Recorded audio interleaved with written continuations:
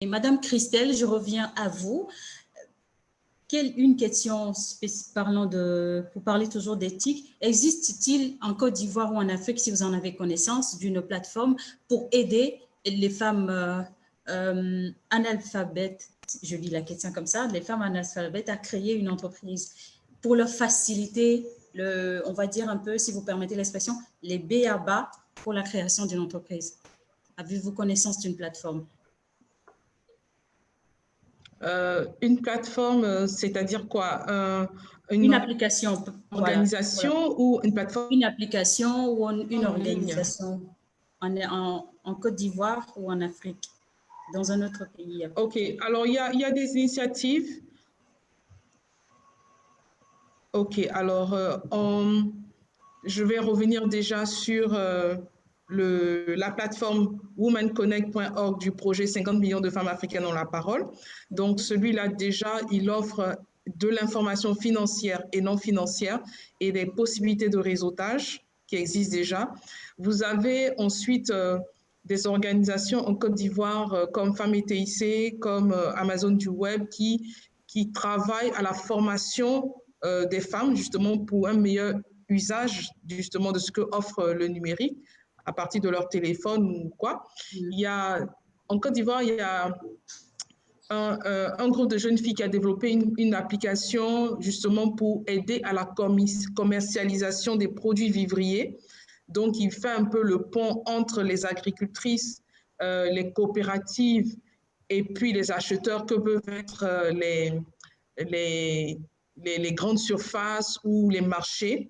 Et vous avez une application aussi, toujours en Côte d'Ivoire, qui s'appelle Lucie, donc qui est une application qui a été développée par une jeune dame qui s'appelle Raissa Baoro, qui permet l'alphabétisation à partir du téléphone, donc permettre aux femmes de savoir lire et écrire et en même temps de faciliter leur prise en main sur les outils numériques. Et donc, au niveau régional africain, il y a beaucoup d'initiatives de regroupement de femmes, mais celles qui font véritablement le focus au niveau régional, dans l'espace francophone, sur les femmes, la seule que je connaisse, c'est Femmes et TIC. Et je dis Femmes et TIC, c'est FENUD, Femmes numériques et développement. Voilà. Donc, qui s'attellent dans les différents pays, au Niger, en Mauritanie, au Tchad, au Burkina, au Bénin, en Côte d'Ivoire, en Centrafrique, au Congo-Brazza, au Mali, en Haïti, donc qui font en tout cas œuvre sur le terrain pour accompagner les femmes à la prise en main de tout ce qui est proposé. Voilà. Madame Candide, je reviens à vous. Vous aviez évoqué dans une de vos interventions comment la femme peut pallier sa vie de femme d'affaires et femme au foyer. Et justement, on a une question sur ce point. Quels sont, à votre avis, les secteurs que les femmes peuvent embrasser et qui pourront leur permettre de concilier facilement la vie familiale et la vie de travail? Je pense qu'il n'y a pas de secteur spécifique pour ça. La femme peut s'engager dans n'importe quel secteur. Tout est question d'organisation. Lorsque vous êtes une femme au foyer et que vous êtes dans les affaires, vous devez savoir vous organiser de sorte à être au bureau et à la maison en même temps. Et aujourd'hui, nous avons la chance de pouvoir travailler à partir de nos maisons par le biais de l'Internet, de WhatsApp, de tout ce que vous voulez. Moi, il m'arrive de rester à la maison quand je n'ai pas envie de me déplacer pour aller au bureau. Donc, je suis à la maison et pourtant, je suis en contact avec les gens. En ce temps de Covid, nous avons expérimenté le télétravail. Donc, c'est comment dirais-je, des moyens qui sont à notre disposition pour pouvoir donc bien fonctionner, mettre à profit notre vie de femme et notre vie professionnelle. Donc, nous sommes dans un dilemme où nous devons, au risque de ne pas bien nous organiser et aussi au risque de ne pas, comment dirais-je, amener notre famille, notre époux, nos familles, nos enfants à être ensemble avec nous, nous ne pouvons pas vraiment exceller dans notre travail. Donc, moi, je pense que les deux sont interrelated, les deux sont liés ensemble et l'un ne va pas sans l'autre. Donc, il n'y a pas de secteur, je ne dirais pas qu'il y a un secteur bien spécifique, il n'y a pas de secteur, mais je suis d'accord de dire que les pesanteurs socio-économiques et les exigences des différents corps de métier. Voilà, absolument, et font que les femmes rencontrent beaucoup plus d'obstacles que les hommes. Parce qu'un homme, par exemple, peut rester au bureau avec des clients jusqu'à minuit, etc. Mais une femme qui a le même niveau dans la gestion de son entreprise ne peut pas se permettre de faire ça chaque fois. Peut-être une ou deux fois, mais pas toujours. Parce que si vous avez un bébé à la maison, par exemple, vous n'allez pas rester au bureau jusqu'à minuit, jusqu'à 11 heures. Et c'est là où le travail de la femme entrepreneur devient plus compliqué que le travail de l'homme entrepreneur qui cherche à faire évoluer son entreprise. Donc, que nous le voulons ou non, notre statut de femme même constitue déjà, en quelque sorte, un obstacle à l'évolution de notre entreprise. Mais nous devons faire avec et nous organiser parce que nous avons un plafond de verre que nous ne devons pas, comment dirais-je, dépasser, quoi. Très bien. Nous avons une question encore du Gabon. Quel est le statut juridique idéal pour une structure qui fait dans l'événementiel, à votre avis, mesdames les panélistes? Le statut juridique idéal pour une structure qui fait dans l'événementiel. Wedding planner, avec des exemples, wedding planner, decoration design, par exemple. Je crois que, bon, je garde la parole, hein. Je crois que l'événementiel est une entreprise et l'événementiel est une entreprise comme les autres. Ce n'est pas une... Il fait dans la prestation de service. Oui, c'est la prestation de service. Donc, la prestation de service aussi est une entreprise comme une autre et qui choisit aussi son... il y a des entreprises de service qui sont des sociétés anonymes. Oui. Vous voyez? Il y en a qui sont des SA unilatérales, il y en a qui sont des SARL, etc. Donc, quand vous êtes dans l'événementiel, vous vous organisez comme une entreprise normale pour faire les choses. Vous avez des employés, vous avez un budget, vous avez tout ce qu'il faut. Mais vous êtes dans le secteur service. Comme quelqu'un qui serait dans le secteur commerce ou quelqu'un qui serait dans le secteur TIC, ou etc., etc. Donc, moi, je pense qu'il faut voir la chose en tant qu'entreprise. Et c'est cela surtout qu'il faut apprendre aux femmes entrepreneurs et de considérer leur business comme une entreprise. Oui. Parce que quand vous leur demandez, il y en a justement, parce que parfois, si vous permettez, Madame Candide, on a l'impression que quand on n'a pas un local bien érigé, quelque part, ou avec des enseignes et tout, on pense qu'on n'a pas encore une entreprise. Donc, oui, c'est donc une erreur de voir la chose telle, n'est-ce pas? Absolument. C'est absolument, parce que la notion d'entreprise, c'est quoi? C'est ça s'étend de la toute petite, la micro-entreprise à la PME, PMI, du secteur formel et du secteur informel. Ça, c'est quand on parle de la notion d'entrepreneuriat féminin, c'est ça. Donc, ça désigne enfin ainsi donc l'ensemble donc des entreprises créées et dirigées par les femmes, individuellement ou en groupement. Je l'avais dit tantôt, que ça soit peut-être individuel ou en groupement. Et cela pose aussi la question de la capacité de la femme, hein, basé sur un certain nombre d'acquis ou de prérequis, à initier, conduire et une activité de génératrice de revenus. Donc, toute femme qui pose un acte d'entrepreneuriat et qui, par exemple, je prends l'exemple des femmes qui vendent le colico chez nous, donc l'igname frite au bord de la route. Justement. Ben oui, elle a son entreprise. Du moment que ça, elle a des revenus sur investissement et qu'avec cette entreprise, cette petite activité génératrice de revenus, elle arrive à nourrir sa famille. Et il y en a qui ont même scolarisé leurs enfants jusqu'en Europe et autres Donc, c'est son entreprise. Et cette entreprise qui commence, qui démarre, j'en ai une, j'ai l'exemple d'une incubée qui est rentrée ici, qui nous a dit, elle a commencé son activité, elle est dans la transformation des épices, elle a commencé son activité avec 3 000 francs CFA. Aujourd'hui, elle a un chiffre d'affaires de 15 millions de francs CFA. C'est bien possible. Oui, donc il faut faire fructifier son affaire, il faut évoluer dans l'exercice de cette fonction-là et considérer donc cette activité comme une entreprise et de la conduire comme une entreprise. Et ce n'est que comme ça qu'on peut avoir des résultats. Madame Christelle, j'ai l'impression que vous voulez rebondir aussi sur la même question. C'est le cas. Oui, effectivement. Parce que comme j'ai un pan de service qui touche l'événementiel et vous avez donné l'exemple. En fait, je pense que j'aborde dans le même sens que Madame Condit, il s'agit d'une entreprise. Point barre. Et le statut d'une entreprise, en tout cas selon ce que nos autorités ont fixé, dépend du chiffre d'affaires. Si vous êtes en dessous d'un certain seuil de chiffre d'affaires, vous êtes considéré comme une entreprise peut-être débutante. Après, vous arrivez à un certain niveau de chiffre d'affaires, donc on vous classera en fonction de ce que vous produisez.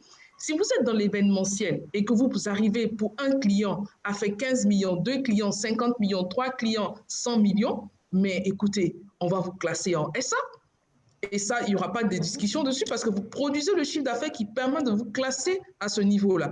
Après, maintenant, c'est vous en interne, votre organisation et la considération que vous avez de votre activité en tant qu'entreprise qui vous permettra de vous structurer comme il se doit et de pouvoir évoluer comme il se doit.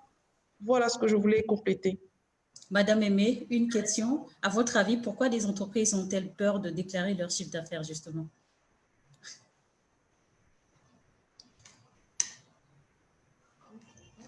On ne vous reçoit pas. Vous pouvez allumer votre micro, s'il vous plaît. Très bien, c'est bon. Vous avez dit pourquoi les femmes ont peur de déclarer leur chiffre d'affaires. C'est justement parce que ces chiffres d'affaires c'est sur base de ces chiffres d'affaires qu'on va calculer tout ce qu'il y a comme impôt à vous appliquer et tout ce qu'il y a comme taxe à payer. Et on a peur de se dessaisir du fonds qu'on a accumulé au prix des efforts en oubliant qu'il y a eu la part de l'État qui vous a aidé à réaliser. Donc, je crois que c'est juste cette question de mentalité que nous devons combattre et essayer de voir comment nous pouvons nous faire plus de bénéfices en travaillant beaucoup, en diversifiant nos services, que de cacher les chiffres d'affaires et, entre guillemets, de voler un tout petit peu à l'État. Très bien. Une autre question qui nous vient de la RDC. À votre avis, quels sont les risques en exerçant informellement pendant la période d'essai? Quels sont les risques les risques pendant la période d'essai, c'est le non-accès au marché important. Oui. Vous me suivez? Oui. Le risque premier dans une entreprise d'exercer dans les secteurs informels, d'abord, c'est de ne pas accéder au marché important. Et puis, des deux, vous êtes limité dans vos moyens d'action. Vous ne pouvez pas ouvrir l'entreprise à plusieurs opportunités parce que vous êtes limité en étant dans l'informel.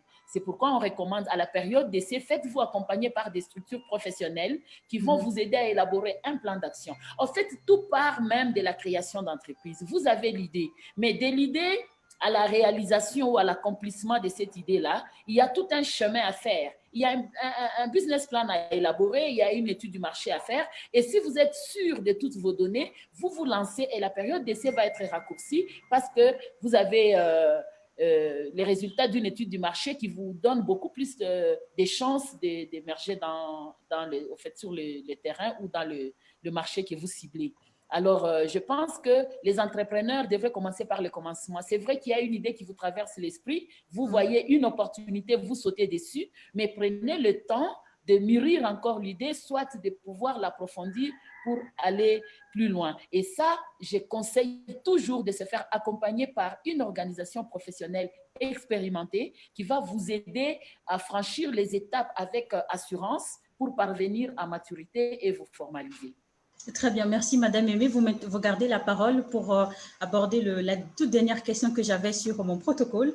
À votre avis, que peuvent faire toutes les parties prenantes pour améliorer l'entrepreneuriat féminin en Afrique francophone?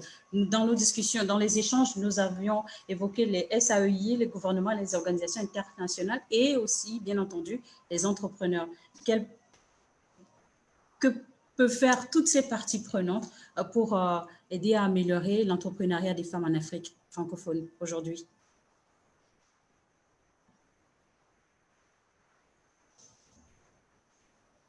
diagnostic de problèmes spécifiques aux femmes de l'entrepreneuriat. En termes de collaboration, toutes les parties prenantes, quelles peuvent être les stratégies à définir aujourd'hui, à votre avis, pour accompagner l'évolution de l'entrepreneuriat des femmes en Afrique?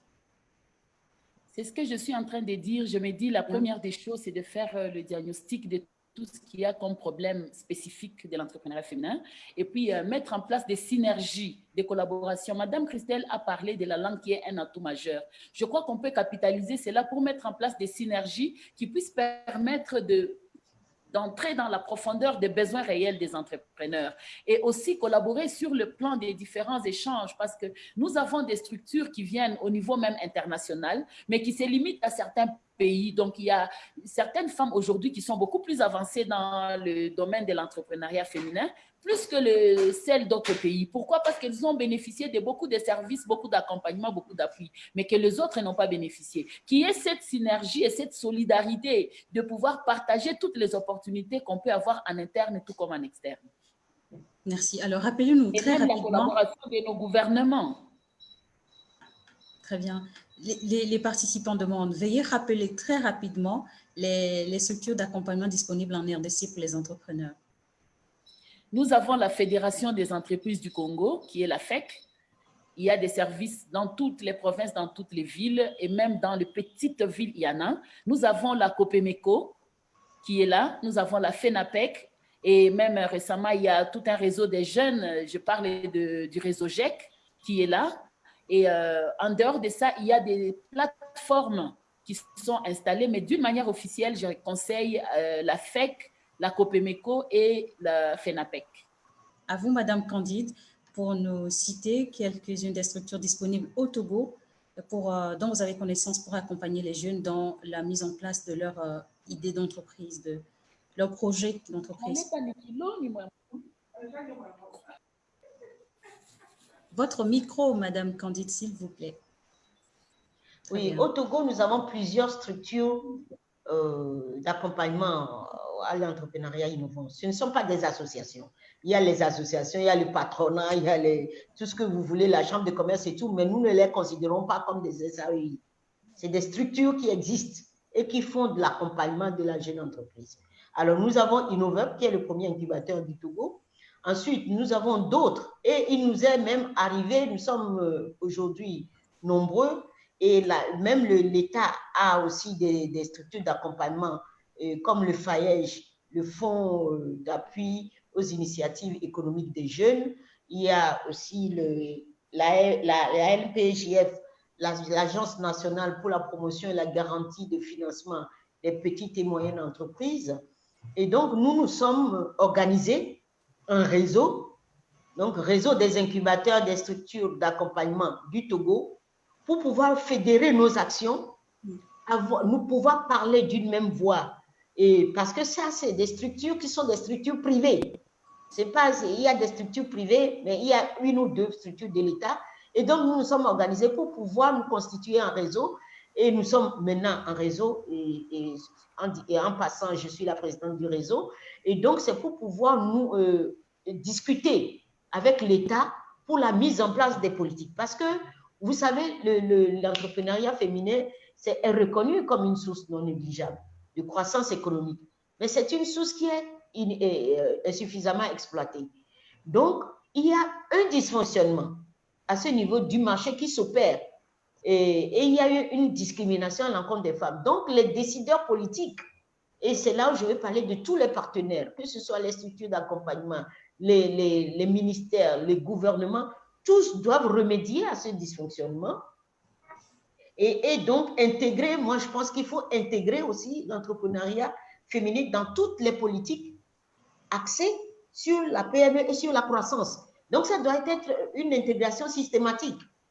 Et aussi, on doit évaluer périodiquement l'impact de ces politiques-là sur la réussite des entreprises dirigées par les femmes et le degré de participation de ces entreprises. Parce que si on laisse les choses comme ça, s'il n'y a pas de politique, la plupart des pays n'ont pas de politique axée sur l'entrepreneuriat féminin. On a des politiques générales, mais qui ne tiennent pas compte des besoins spécifiques des femmes. Donc, il faut mettre ces politiques en place et évaluer aussi les impacts politiques les impacts de ces politiques sur la réussite. Et aussi, il faut générer des informations quantitatives comme qualitatives pour établir le profil de la femme entrepreneur, les données démographiques, les obstacles au démarrage et à la croissance de leur entreprise, les facteurs de survie, par exemple, les analyses sections spécifiques qui vont permettre donc d'évaluer le rôle de l'entrepreneuriat féminin dans l'économie. Parce que les femmes sont nombreuses, elles sont présentes dans tous les secteurs. Elles sont même, si on voit, peut-être vous allez au marché, vous verrez 80% de femmes sur 100 qui sont dans le marché, qui sont des entrepreneurs. Mais elles sont où dans nos statistiques? Donc, il faut qu'on fasse des analyses sexo-spécifiques pour déterminer le rôle que jouent ces femmes-là dans l'économie de nos pays. Et évidemment, mettre en place des dispositifs d'appui aux initiatives de création d'entreprises des femmes, comme par exemple ces SAEI dont nous parlons depuis le début de ce panel. Je passe donc à vous, Madame Christelle. Madame Christelle Assirou. Oui. Dites-nous, en Côte d'Ivoire, quelles sont les structures disponibles à accompagner aujourd'hui les jeunes ou précisément les femmes dans la mise en place de leur projet entrepreneurial? D'accord. Alors, donc, comme je disais déjà, de façon spécifique, orientée femmes, je n'en ai pas connaissance, mais je sais qu'aujourd'hui, les gens orientent toute leur politique de sorte à ce qu'on ait un équilibrage de genre entre la femme entrepreneur et l'homme entrepreneur. Donc, vous avez déjà dans le cadre de la riposte à la crise sanitaire à Covid-19, l'État a structuré en Côte d'Ivoire sa zone d'intervention de soutien à l'entrepreneuriat en 3 blocs, donc qui reflètent un peu la structuration de l'entreprise. Donc, vous avez pour les grands comptes, vous avez pour les PME et aussi vous avez pour les jeunes. Donc, au niveau de l'agence Emploi Jeunes, donc qui est dépositaire du fonds d'appui aux jeunes entrepreneurs. Et d'autres structures comme l'agence Côte d'Ivoire PME qui sont dépositaires aussi de l'appui pour les PME. Alors, à côté de cela, vous avez tout le réseau aussi des incubateurs. Donc, vous avez par exemple la Fondation Jeunesse Numérique, donc qui accompagne les jeunes dans le secteur particulier, donc des promoteurs du secteur numérique. Vous avez tout un réseau d'incubateurs, en tout cas sur place en Abidjan. Je n'ai pas tous les noms. Oui. Encore 1 minute et puis... Voilà, je n'ai pas tous les noms en tête et donc j'aurais du mal à tous les citer, mais il faut savoir que c'est organisé en structure d'accompagnement public, en structure d'accompagnement privé, donc tous les réseaux d'incubateurs qui existent, voilà. Donc en Côte d'Ivoire aussi, il y a un dispositif qui permet justement d'accompagner voilà, tout le volet entrepreneurial. Il faut juste maintenant considérer l'équilibre entre les hommes et les femmes à prendre en compte, voilà.